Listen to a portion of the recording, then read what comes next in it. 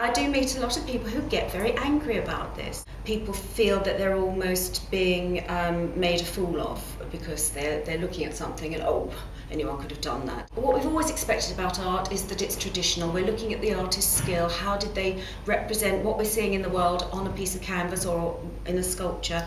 And you have to stop thinking of that and think, well, what's the idea behind it? What's actually going on in the world or the environment of the artist, politically, economically, socially, environmentally, and think from that point of view. So often it's not necessarily, well, very rarely these days, the skill. There are some artists who are still working and concentrating on skill, but skill has almost been sidelined for the philosophy behind the art. So it's very simply arranged. It can't be completely chronological because there aren't such things really as a set art movements anymore. Art is moving in all different directions, so it's much easier to put it thematically. So there are certain themes such as objects and toys or expressions and scribbles.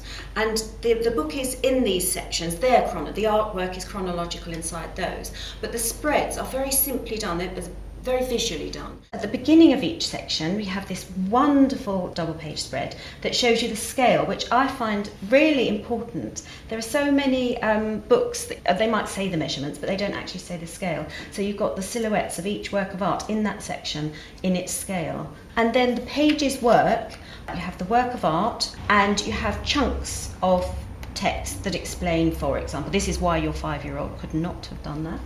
This is what the materials were that the artist used. This is an introduction to the movement or the time that the art was being made. This is all about the artist and the artwork, and different things about influence, materials they've used, and other works of art you can go and see that are similar.